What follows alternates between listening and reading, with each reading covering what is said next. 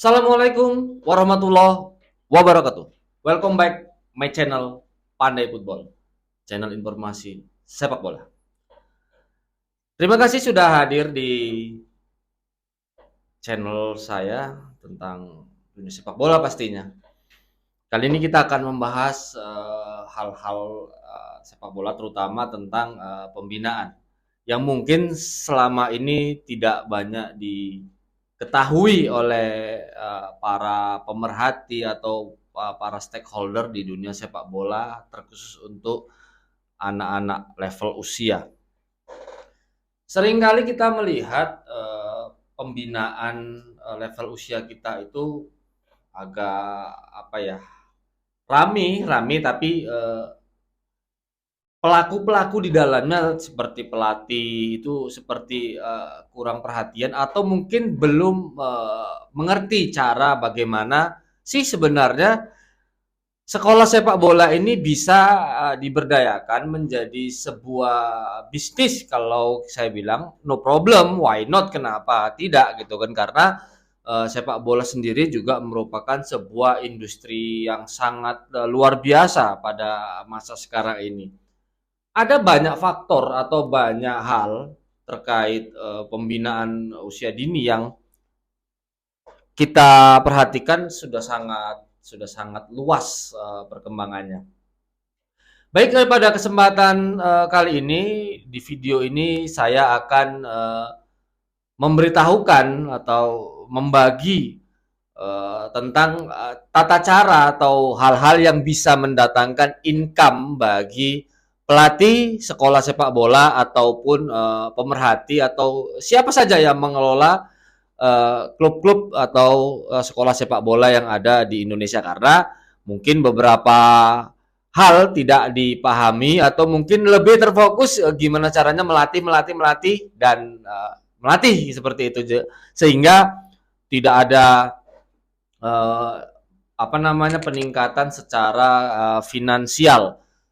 Nah, pada kesempatan ini atau di video ini saya akan membagikan beberapa tips atau beberapa cara kita atau para pelatih sekolah sepak bola atau orang-orang yang berada di dalam lingkungan sekolah sepak bola bisa mendapatkan income yang berlebih atau luar biasa kalau memang ini diterapkan. Baik, untuk income yang bisa didapatkan pertama, kalau kita mengelola sebuah sekolah sepak bola itu yang pertama, di registrasi dan bundling. Apa itu registrasi dan bundling? Sekolah sepak bola itu merupakan sebuah sarana, begitu. Sekolah sepak bola merupakan sebuah sarana yang bisa saja atau siapa saja bisa ada di dalamnya. Tentu di sini seperti misalnya siswa. Setiap siswa yang ingin masuk dalam sebuah sekolah sepak bola itu ada tentunya persyaratan atau aturan yang harus diberlakukan. Nah, kita boleh atau sah ya untuk meminta registrasi kepada calon siswa kita. Dalam hal ini ya disesuaikan dengan besaran nominal yang juga tidak harus memberatkan para siswa ataupun calon siswa.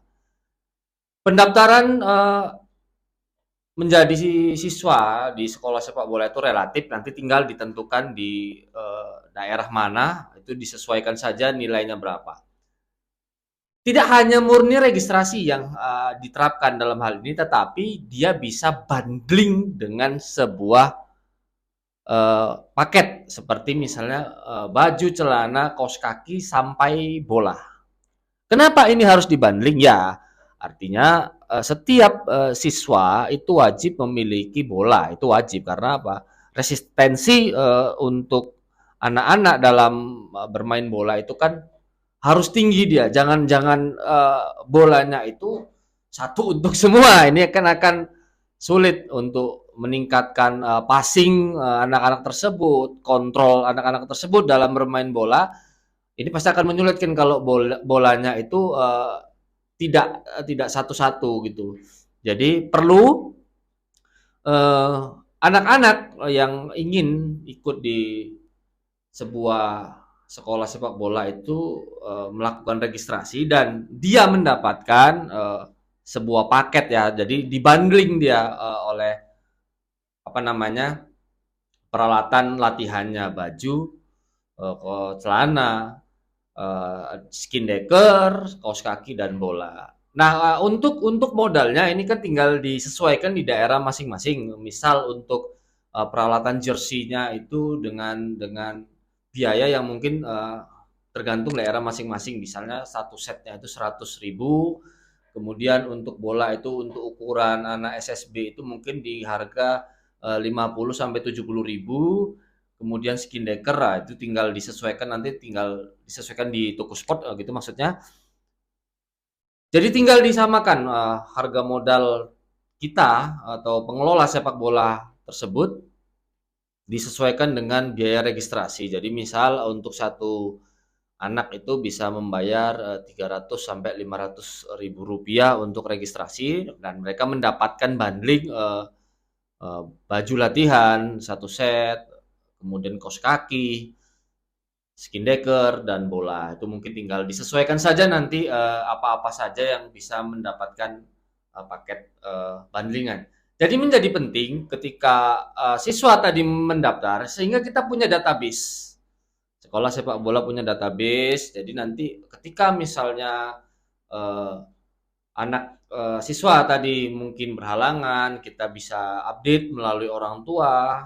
Itu sangat penting. Jadi registrasi dan bundling itu merupakan cara pertama kita untuk menghasilkan atau mendapatkan pendapatan dalam mengelola sekolah sepak bola, terutama untuk pelatih dan pengelola sepak bola yang ada di sekolah sepak bola tersebut gitu. Kemudian yang kedua, cara mendapatkan pemasukan itu bisa melalui iuran. Jadi iuran itu mungkin umum ya saat ini itu diterima oleh para pelatih di sekolah-sekolah sepak bola yang ada di Indonesia. Jadi iuran ini mungkin sudah banyak yang mengetahui, mungkin ini pendapatan yang jelas ya dari para pelatih ataupun pengelola sepak bola, dan iuran ini mungkin kalau besarannya tinggal disesuaikan di daerah masing-masing. Bisa dengan cara iurannya itu bulanan, mingguan atau harian. Itu tinggal disesuaikan di daerah masing-masing dan dicocokkan gitu.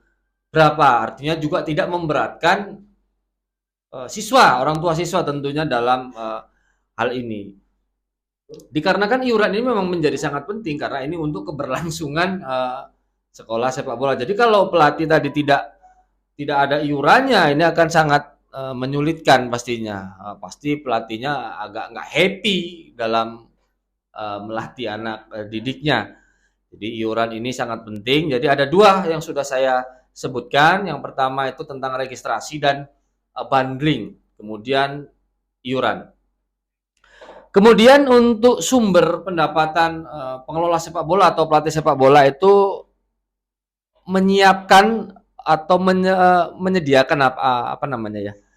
Yang menyediakan nutrisi atau makanan nutrisi untuk anak-anak sekolah sepak bola. Nah, ini mungkin belum pernah terpikirkan oleh sebagian para pengelola sekolah sepak bola, itu belum terpikirkan. Ini akan menjadi apa namanya ya, role bisnis tersendiri. Artinya di sini tidak ada yang dirugikan, tidak ada yang dirugikan. Kita menutrisi pemain-pemain, terutama pembinaan tuh butuh banyak hal ya, terutama asupan nutrisi. Jika kita melakukan apa namanya penyediaan nutrisi untuk anak didik kita, ini merupakan sesuatu hal yang sangat baik gitu kan. Artinya kita tinggal gandeng siapa yang bisa untuk membuat nutrisi atau penyediaannya. Untuk harganya kan tinggal disesuaikan, misalnya buah, salad atau apa untuk dimixkan, nanti tinggal dicari informasi terkait nutrisi-nutrisi bagi atlet. Jadi tinggal disesuaikan saja. Kalau harga untuk nutrisi atlet yang sederhana itu tinggal disesuaikan nanti harganya mungkin kisaran 10.000 satu pack gitu. Kalau di sini, kalau di di tempat saya itu misalnya salad buah gitu kan, itu kan juga sangat baik untuk kita. Itu mungkin satu cupnya itu atau satu packnya itu 10.000. Tinggal nanti kan kalau modalnya atau nanti sama penyedianya itu tinggal disesuaikan saja untuk kisaran harganya. Karena ini sangat penting juga gitu kan. Jadi ketika anak-anak kita latihan itu tidak melulu setelah latihan dia minum es, makan gorengan, makan bakso atau apa itu. Kalau bisa kita yang menyiapkan nutrisinya dengan makanan sehat dengan harga yang memang dijangkau oleh siswa, karena kan tidak semua siswa sepak bola itu ekonomi keluarganya atau orang tuanya mapan atau besar gitu. Jadi memang disesuaikan dengan tingkat kemampuan dari siswa tersebut. Jadi menyediakan nutrisi atau makanan sehat bagi anak-anak itu merupakan sebagian menambah income kita juga, menambah income bagi para penggiat sepak bola, terutama untuk pelatih semisalnya. Jadi ini sangat penting, ini perlu dicoba sehingga nanti anak-anak kita selain main bola bagus, juga nutrisi dan kesehatannya bagus. Oke, berikutnya untuk hal yang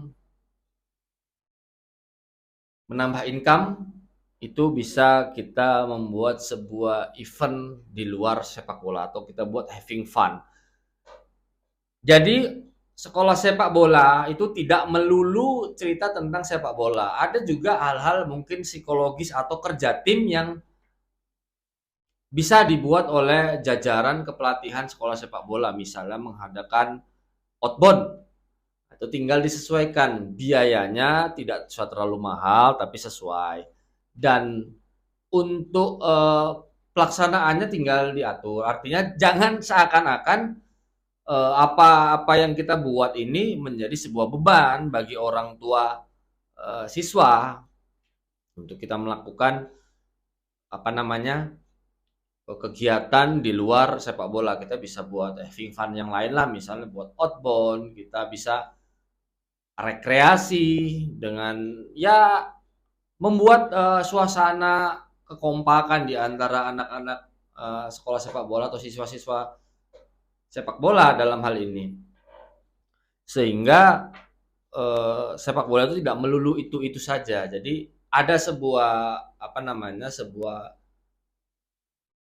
hasanah baru lah kita bilang untuk anak-anak kita dalam menikmati sepak bola di tingkat usia, karena tingkat usia itu memang dia tidak harus dipres untuk bagaimana bermain bola yang itu saja. Jadi tidak monoton lah dia dalam bermain bola. Sumber pendapatan bagi pengelola klub sepak bola atau pelatih sepak bola ialah mengadakan turnamen yang reguler bagi sekolah-sekolah sepak bola.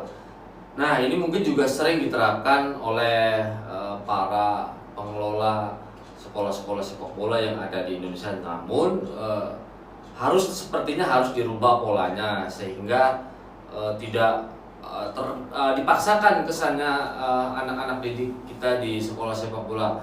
Bisa menggunakan sistem turnamen yang berkonsep liga. Jadi setiap minggu main. Satu minggu itu cukup satu kali main dengan durasi yang juga bisa ditentukan. Jadi stamina ataupun fisik dari anak-anak didik kita itu bisa terjaga ya, artinya tidak dipaksakan seperti festival yang satu hari selesai bisa 5 sampai 6 kali bermain. Ini kan sangat melelahkan dan ini kan juga sangat mempengaruhi fisik dari anak-anak kita di usia yang masih relatif muda. Jadi membuat sebuah turnamen atau kompetisi-kompetisi amatir untuk tingkat anak-anak ini itu merupakan salah satu sumber pemasukan bagi pengelola sekolah sepak bola ataupun para pelatih sepak bola. Konsepnya ya sangat sederhana. Ketika kita buat sebuah event atau kita mengikuti event, kita bisa meminta kesediaan orang tua untuk berpartisipasi dalam hal pembayaran biaya yang mungkin itu nanti bisa kita gunakan untuk mengelola kompetisi atau event tersebut. Bisa saja event atau kompetisi anak-anak ini levelnya internasional lah, karena seperti kita ketahui di Singapura itu kalau tidak salah ada Singa Cup ya, yang kontestannya itu dari berbagai negara dan biaya pendaftarannya juga mereka sertakan. Jadi boleh siapa saja dari negara mana ikut mengikuti kompetisi di Singapura, Singa Cup tersebut. Nah, ini juga bisa diterapkan di kita. Artinya kita bisa membuat sebuah kompetisi yang levelnya nasional ataupun internasional. Tinggal kita meng-create-nya.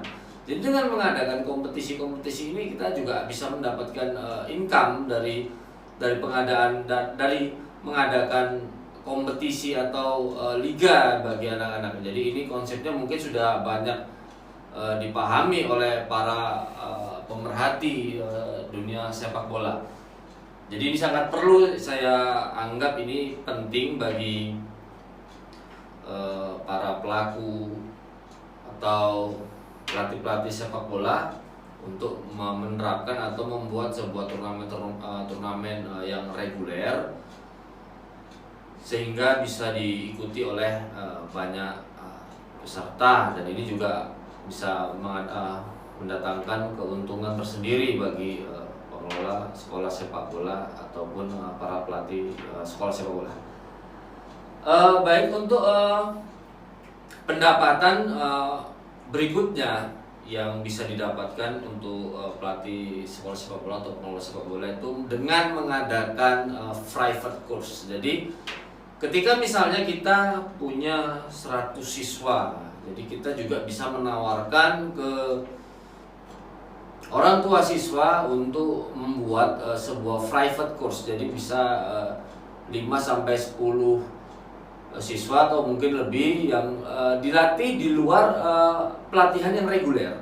Jadi ini merupakan sebuah income juga untuk para pelatih sekolah sepak bola dengan mengadakan seperti kursus tersendiri, seperti kursus passing, shooting, dan beberapa hal terkait teknik-teknik dasar di sepak bola. Nah, ini kalau di Eropa sepertinya ini dilakukan oleh beberapa orang tua ataupun siswa yang melakukan latihan tambahan di luar latihan yang reguler. Ini sangat membantu sekali untuk siswa, terutama dalam menaikkan level permainannya atau mengembangkan level permainan bakatnya atau skillnya, mengasah kemampuan. Jika misalnya di latihan reguler itu 1 minggu 3 kali, jadi bisa diisi misalnya di dalam minggu tersebut 1 atau 2 kali kursus tersendiri dengan biaya yang mungkin bisa ditentukan dari daerah masing-masing, besarannya itu relatif pastinya.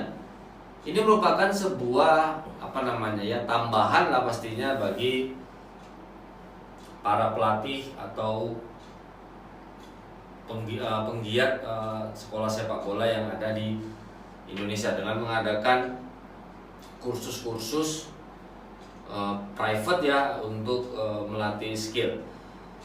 Dengan zaman yang semakin canggih, para pelatih sekolah sepak bola atau penggiat sepak bola juga bisa membuat kursus secara digital, dan sekarang udah banyak platform aplikasi bisa membuat tutorial passing control dari YouTube ataupun banyak lainnya yang bisa diberdayakan oleh para pelatih atau penggiat sepak bola yang ada di Indonesia. Jadi ini merupakan sebuah tambahan income yang bisa diraih atau didapat oleh para pelatih ataupun penggiat sepak bola. Jadi membuat pelatihan khusus atau private course sepak bola baik offline ataupun online ini sangat berpotensi besar bagi income atau tambahan income bagi pelatih ataupun penggiat sepak bola, sekolah sepak bola yang ada di Indonesia. Tambahan income berikutnya bagi pelatih sekolah sepak bola ataupun penggiat sekolah sepak bola, pendapatan atau sumber income berikutnya ialah bagaimana kita bisa membuat e-board. E-board itu adalah papan iklan yang bisa kita pasang di wilayah sekitar tempat latihan. Jadi di lapangan lah persisnya. Nah, ini merupakan sebuah industri yang sebenarnya sudah lama dijalankan oleh banyak klub-klub besar. Namun mungkin banyak yang belum memanfaatkan lah pastinya bagaimana e-board ini bisa dimanfaatkan untuk menambah pemasukan dari pelatih sekolah sepak bola ataupun penggiat sepak bola. Nah, ini penting gitu karena e-board ini kan sebuah sarana iklan yang space-nya itu akan dilihat banyak orang ketika misalnya saat latihan atau saat mengadakan sebuah turnamen mini di lapangan tersebut sudah ada e-board yang terpasang. Sudah barang tentu iklan ataupun jenis brand yang dipasang di sekitar lapangan itu ada nilai rupiahnya. Itu tinggal negosiasi antara pengelola lapangan, pelatih sekolah sepak bola, kemudian penggiat-penggiat sepak bola itu dengan brand-brand yang ingin diajak kerjasama. Banyak contoh-contoh brand yang bisa diajak kerjasama di sekitar daerah-daerah yang tertentu lah kita bilang untuk diajak kerjasama dengan memasang papan iklan di sekitar lapangan. Bisa saja restoran-restoran kuliner yang ada di daerah tersebut, minimarket, bengkel, toko sport, dan banyak lagi. Jadi ini bisa dimanfaatkan. Jadi mungkin sisi ini saat ini atau selama ini jarang dimanfaatkan oleh pemerhati ataupun pelatih-pelatih sekolah sepak bola, penggiat-penggiat sepak bola.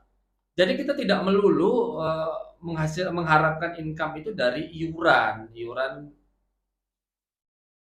siswa. Jadi dari sisi e-board ada banyak space.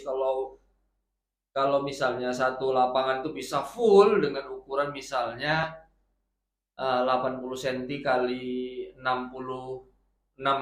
meter atau berapa, nanti tinggal disesuaikan, itu akan mendapatkan, tinggal negosiasinya saja. Misalnya satu e-board itu satu bulan harganya 300.000, 500.000 untuk beriklan di sisi lapangan. Dan ini sepertinya tidak terlalu sulit, hanya kalau untuk harga itu tinggal disesuaikan lah. Kalau perihal harga tinggal disesuaikan oleh pengiklan.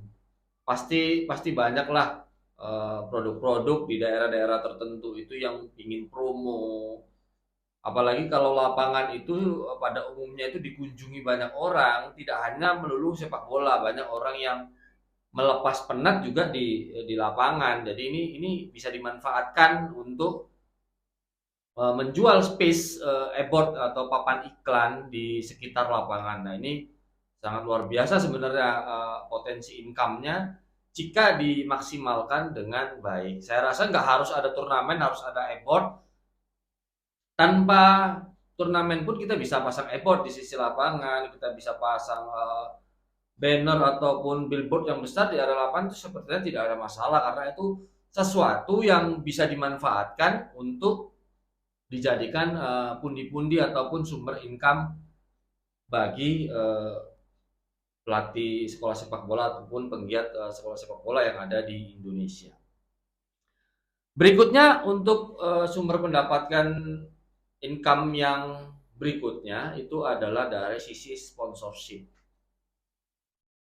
Sisi sponsorship ini sebenarnya sudah umum, tapi mungkin lebih kita ketahui itu untuk kalangan sepak bola profesional atau liga-liga level elit ya. Nah, ini sebenarnya bisa kita manfaatkan karena saya pernah melakukan ini sekitar 7 atau 8 tahun yang lalu. Saya menggandeng lah beberapa sponsor baik dari media, kemudian ada brand-brand sepeda motor, elektronik, itu saya ajak kerjasama. Walaupun nilainya tidak terlalu besar karena memang secara bisnis mungkin apanya kecil lingkupnya. Namun ini akan tetap bisa menambah pundi-pundi pemasukan bagi para pelaku di sekolah sepak bola atau akar rumput pembinaan sepak bola ini sangat penting gitu. Akar rumput ini kalau tidak kita bina ya pasti nanti akan biasa-biasa saja. Jadi untuk meningkatkan gairah pelatih, untuk meningkatkan gairah para penggiat sekolah sepak bola atau kelompok usia dini itu perlu artinya ekstra income kita bilang. Itu sangat penting dan yang dilakukan juga tidak menyalahi aturan gitu kan. Jadi sisi sponsorship ini merupakan hal yang sebenarnya bukan hal yang baru dalam industri sepak bola dimanapun. Artinya kita lihat kalau tim-tim yang memang level elit lah kita bilang cita profesionalnya, untuk iklan di jersey-nya itu ya pasti besar. Nah kita tidak muluk-muluk lah cerita besar, tapi bagaimana sebuah brand itu bisa melekat di daerah ataupun di wilayah sekolah sepak bola, misalnya di jersey, di lapangan atau di mana lah, itu bisa diberdayakan. Contoh kecil semisal ada produk minuman kesehatan untuk atlet. Ini bisa saja menggunakan pelatihnya, menggunakan siswa-siswanya untuk melakukan endorsement, misal berapa menit nanti via medsos itu juga akan menambah income. Nah, ini mungkin belum sampai dijajaki oleh para pelaku. Jadi ketika ini bisa berjalan ini akan sangat baik karena saat ini kan iklan-iklan itu juga melancarkan promonya itu dari media sosial. Jadi ini bisa dikembangkan atau bisa ditingkatkan lagi oleh para pelaku sepak bola atau pembinaan usia muda kita, itu bisa kita berdayakan lah, dalam arti kata lingkupnya itu untuk tingkat di daerah kita. Pasti banyak brand-brand yang ada di sekitar kita itu mau diajak kerjasama, misal brand kuliner misalnya mau endorse dengan menggunakan pemain kita, atau dia ingin kontrak kita untuk menempelkan nama dagangnya atau nama brandnya itu di jersey klub atau tim sepak bola, itu juga akan sangat baik. Jadi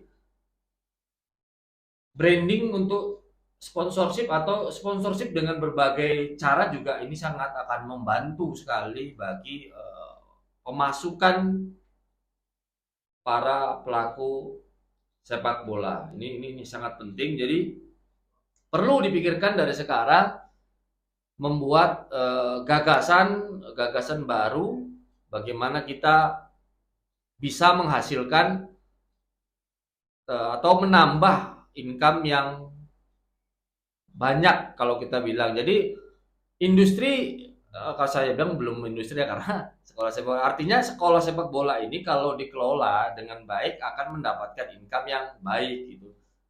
Jadi ini sangat perlu diperhatikan atau perlu juga dijalankan dengan konsep-konsep seperti itu. Artinya kita punya space, kita punya brand juga ya. Brand itu misalnya kan kita pernah juara tingkat nasional untuk klub kita ataupun sekolah sepak bola kita, ya otomatis kita punya nama yang bisa kita jual untuk mempromokan sebuah produk atau brand yang ada di daerah-daerah kita. Saya rasa itu tidak terlalu sulit.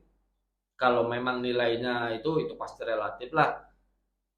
Tinggal bagaimana para penggiat atau pelaku sepak bola pembinaan itu bisa meng-create-nya dengan sangat baik.